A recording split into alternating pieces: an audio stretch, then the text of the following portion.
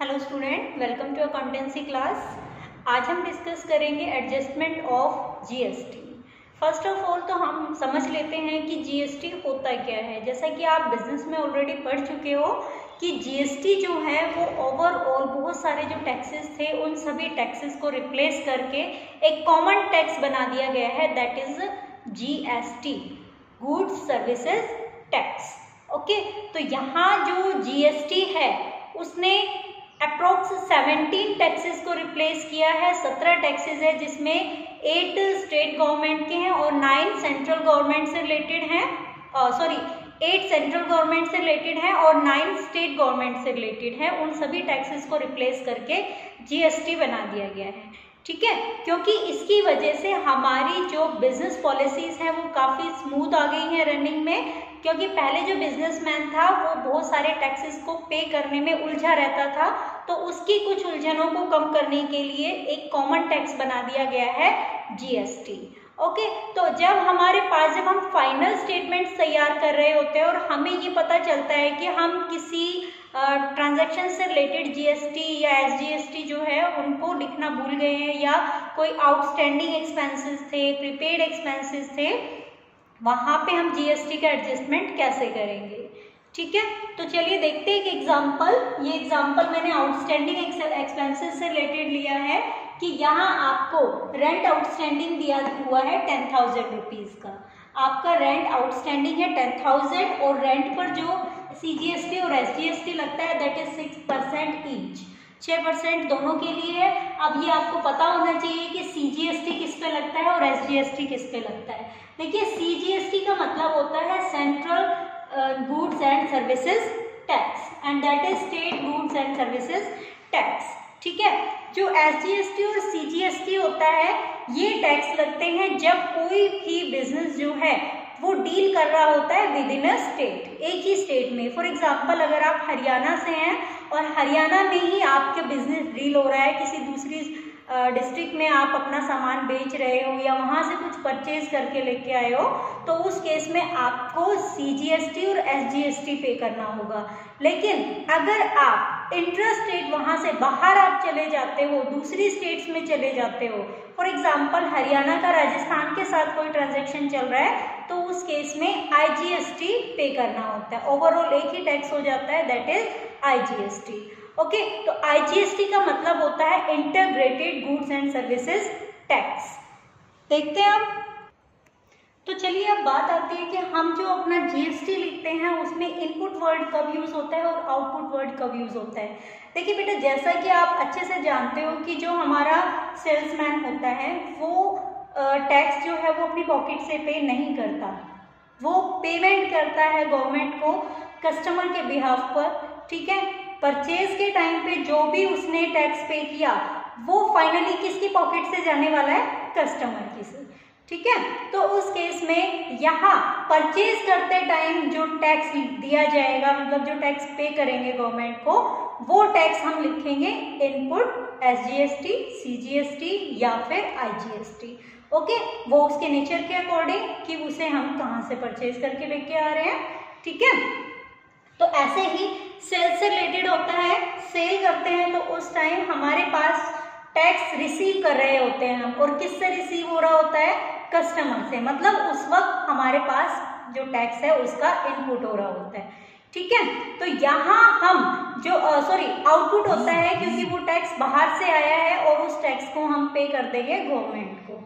ठीक है, तो यहाँ आप ये चीज याद रखोगे कि जब आपने प्रोडक्ट को परचेज किया तो उस टाइम वर्ड यूज करेंगे इनपुट एसजीएसटी, सीजीएसटी या आईजीएसटी, और जब आप सेल कर रहे होगे तो उस टाइम आउटपुट सीजीएसटी, आईजीएसटी या एसजीएसटी। ओके, तो हम मेनली ये देखते हैं कि हमारा जो आउटपुट होता है वो जनरली ज्यादा होता है इनपुट से। ओके, तो ये कंसेप्ट हम बिजनेस में ऑलरेडी पढ़ चुके हैं। तो अब बात करते हैं हमारे एग्जाम्पल के बारे में। यहाँ हमारा आउटस्टैंडिंग रेंट दिया हुआ था फॉर 10,000 रुपीज और इस पे एसजीएसटी, सीजीएसटी था 6% ईच। मतलब अगर हम इसे आउटस्टैंडिंग मानते हुए एंट्री करें तो इसके लिए एडजस्टमेंट एंट्री होगी rent account debit to outstanding rent. ठीक है, देखिए रेंट हमारे लिए एक्सपेंस था इसीलिए हमने उसको डेबिट किया। ओके, अगर पेमेंट हो जाती तो यहाँ टू बैंक होता, बट पेमेंट नहीं हुई है इसीलिए टू आउटस्टैंडिंग रेंट। ठीक, अब 10,000 पे 600 रुपीज एक्स्ट्रा और चार्ज लगा तो 600 प्लस 600 SGST और CGST मीन्स ऑल ओवर जो पेमेंट होगी रेंट की दैट इज 11,200। ओके, रेंट के नाम पर 11,200 रुपए हम पे करेंगे, जिसमें से रेंट होगा सिर्फ 10,000 रुपए और बाकी जो 1,200 रुपीज है वो हमारा होगा SGST और CGST का। ओके, तो इसके हम जब एडजस्टमेंट करेंगे तो फाइनल अकाउंट्स में किस तरीके से लिखा जाएगा। देखिए, प्रॉफिट एंड लॉस अकाउंट जो है वो हमारे एक्चुअल जो एक्सपेंसेस हैं और लॉसेज इनकम इन सब चीजों को दिखा रहे होते हैं। तो यहाँ हम इसे रेंट में डेबिट करेंगे आउटस्टैंडिंग रेंट लिख के। ठीक है, मीन्स यहाँ हमारे पास एग्जांपल के लिए प्रॉफिट एंड लॉस में 40,000 रुपीज रेंट पे किया गया था और उसमें जो अब रेंट पे होगा दैट इज फॉर 10,000 रुपीज, उसे हम ऐड कर देंगे। मीन्स हमें इस साल कुल मिलाकर 50,000 रुपए एज ए रेंट पे करना था, जिसमें से 40 हम ऑलरेडी पे कर चुके और 10 हमारे आउटस्टैंडिंग है। ठीक है, अब जो टैक्स होता है, टैक्स को हम प्रॉफिट एंड लॉस अकाउंट में नहीं लिखते। क्यों नहीं लिखते? क्योंकि जो टैक्स आज हम रिसीव कर रहे हैं वो हमारा नहीं है, वो गवर्नमेंट का है। ठीक है, मीन्स वो हमारे पास एज एन लायबिलिटी या एसेट पड़ा रहेगा, ना कि हमारे लिए इनकम या एक्सपेंडिचर होगा। ठीक है, तो इसीलिए प्रॉफिट एंड लॉस में तो उसे लिखा नहीं जाएगा। जब प्रॉफिट एंड लॉस में लिखा ही नहीं जाएगा तो हम रेंट कैसे दिखा दें यहाँ 11,200 का? नहीं दिखा सकते। यहाँ हम एक्चुअल रेंट दिखाएंगे जो हम 10,000 रुपए पे करने वाले हैं। ओके, अब बात आती है बैलेंस शीट की। बैलेंस शीट में जैसा कि आपको दिख रहा है मैंने 11,200 रुपए लिखे हैं liability side, outstanding rent 11,200 rupees. अब इसमें क्या होगा कि यहाँ आप जैसे एडजस्टमेंट कर रहे होंगे तो एडजस्टमेंट में हम लिखते हैं output SGST minus input SGST। Means हमें कस्टमर से कितना टैक्स मिला और हमने गवर्नमेंट को कितना टैक्स पे किया, ये हमारे लिए एक टैक्स का एडजस्टमेंट होता है कि हम आउटपुट में कितना रिसीव कर रहे हैं, उसके बाद इनपुट से हम कितना पे कर रहे हैं। फॉर एग्जाम्पल, आपके पास 500 रुपीज, सॉरी 500 कम रहेगा, आप ये मान के चलिए आपको 11,000 रुपीज जो है वो आउटपुट SGST के रिसीव हुए। ठीक है, ऐसे ही 11,000 रुपीज आपको आउटपुट CGST के रिसीव हुए। अब इसी आउटपुट में से आप गवर्नमेंट को पे करोगे तो गवर्नमेंट को कितना पे करने वाले हो? आपने पहले गवर्नमेंट को पे कर दिया 9,000,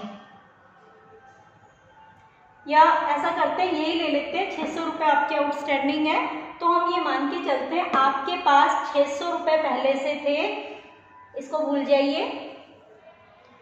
आपने 10,400 रुपए पे कर दिए थे और अब 600 रुपए जो है वो एडिशनल और पेमेंट करनी है आपको।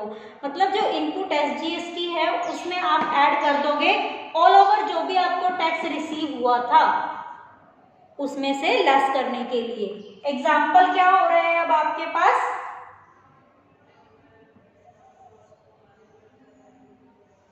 देखिए, मैंने यहाँ एग्जाम्पल लिया है कि आपको ऑल ओवर 12,000 रुपए टैक्स रिसीव हो रहा था। इस 12,000 में से 10,400 रुपए आप ऑलरेडी गवर्नमेंट को पे कर चुके हो, 600 रुपए और पे करने थे। मीन्स आपके पास टोटल टैक्स कितना बन रहा था? 11,000 रुपए का।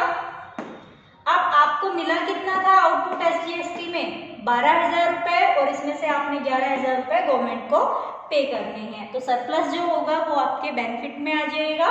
ठीक है, तो यहाँ आपको लिखना है 10,400 प्लस 600 जो भी आपका आउटस्टैंडिंग था, सेम SGST और CGST दोनों में सेम चीज लिखी जाती है।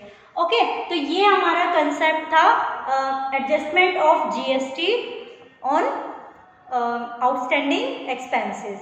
ठीक है, अगर यही चीज आपको प्रीपेड एक्सपेंसेस में मिल जाए तो प्रीपेड एक्सपेंसेस में जो GST है उसका एडजस्टमेंट नहीं होगा, क्योंकि उसे at the time of payment adjust कर दिया गया था। ओके, तो एडवांस पेमेंट जहाँ होगी वहाँ पे हम SGST CGST की एडजस्टमेंट नहीं करेंगे। आई होप आप लोगों को अच्छे से कंसेप्ट समझ में आया होगा। तो इससे रिलेटेड जो क्वेश्चंस हैं वो आपको सोल्व करने हैं, और फिर अगर कोई क्वेरीज हैं तो मुझे मैसेज कर सकते हैं। थैंक यू, मिलते हैं नेक्स्ट वीडियो में, बाय।